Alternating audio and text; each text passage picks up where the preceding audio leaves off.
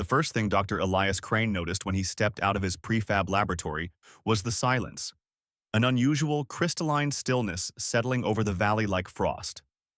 Varlithar III was seldom quiet. Its jungles hissed with bioluminescent insects and sang with the ghostly harmonics of wind-shaped canyons. But this morning, even the wind was holding its breath. Elias should have paid more attention. Instead, he wiped condensation from his visor and tapped the side of his portable scanner. "Come on," he muttered. "At least pretend you want to work today." The scanner, naturally, did nothing. He crouched beside a cluster of sapphire moss, his latest research obsession, when a soft thump sounded behind him. Not the heavy footfall of a scout beast, not the slithering scatter of the valley's glass serpents. A sniffle. Elias straightened slowly. A small creature, no taller than his waist, stood at the edge of the clearing. Scales glimmered in muted gold and sunrise red. Tiny wings, downy with new growth, quivered at its shoulders. Its amber eyes, wide and wet, shimmered with unmistakable distress. A dragon. Well, a dragonette by size and age, but still. "Hello there," Elias said gently. "You're a little far from your clutch, aren't you?" The dragonette blinked up at him, then held something out between trembling claws. A toy. More specifically, a crudely carved wooden automaton shaped like a flying beast. One wing lay fractured, hanging by a splintered wooden thread. The dragonette gave a low warble, an unmistakable sound of heartbreak. Elias's eyebrows shot upward. "You want me to fix it?" The little dragon nodded vigorously, then hiccuped a tiny spark that fizzled against the grass. Elias had lived among alien civilizations for years. He'd negotiated with molted hive queens, bartered with amphibious star sailors, and once performed emergency dentistry for a six-jawed ambassador. But this was new. "Well," he said softly, "I can certainly try." The dragonette sniffled again but shuffled closer, hope rekindling in its glowing eyes. Elias extended his hand slowly, letting the creature place the broken toy into his palms. Up close, he could see the craftsmanship, simple but cherished.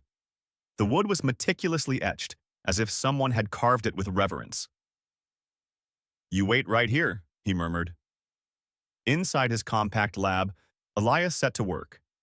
He gathered adhesive compounds, micro sandpaper, and a stabilizing clamp. The wing was fragile, the splintering delicate.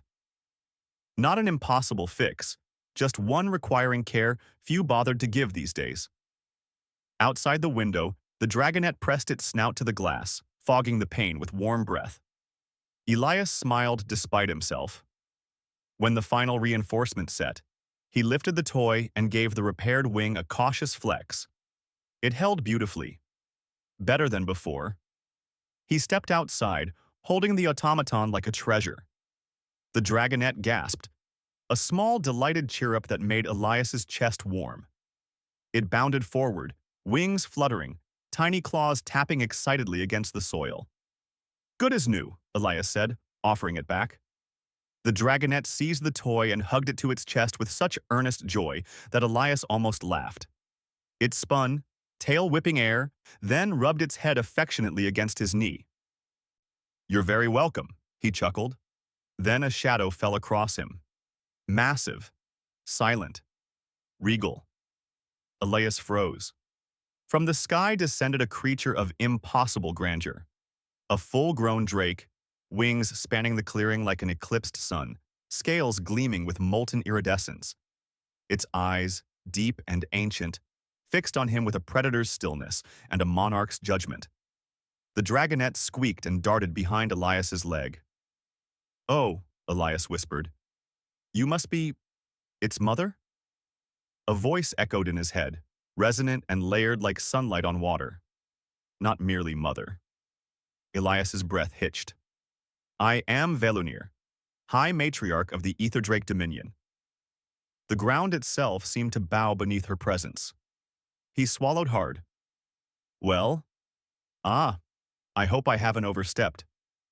The towering matriarch lowered her head until one golden eye, the size of Elias's torso, examined him closely. He felt the weight of her scrutiny, not hostile, but evaluating, as though she were measuring the shape of his soul.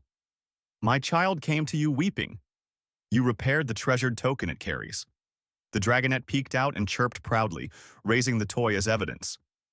You did this without knowledge of who watched, without expectation of reward, without fear.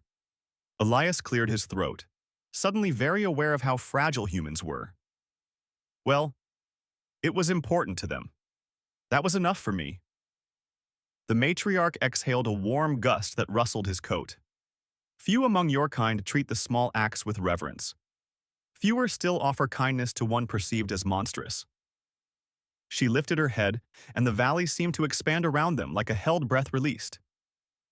Your species is young, impulsive, endlessly loud. A pause.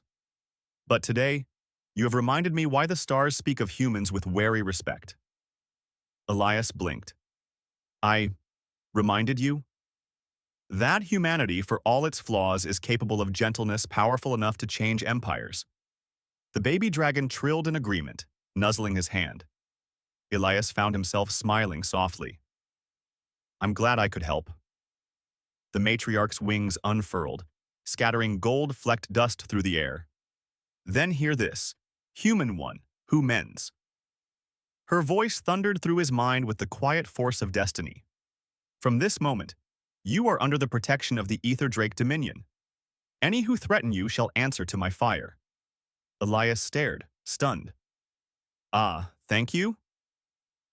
With a beat of her colossal wings, the matriarch lifted into the sky, shadows rippling like tides beneath her. The dragonette scampered after her, then paused. It turned, looked back at Elias, and tapped its repaired toy with profound gratitude. Then it launched itself upward, wings flapping in earnest effort, rising to join its mother among the clouds. Elias stood alone in the clearing, the echo of dragonfire fading into the heavens. The valley's sounds returned gradually. The insects, the wind, the humming of unseen life. He exhaled. Well, he murmured to himself, that's going to be an interesting research log entry. And somewhere beyond the clouds, a royal eye watched him still, curious, approving, and forever changed by the small, human kindness that had bridged the space between worlds.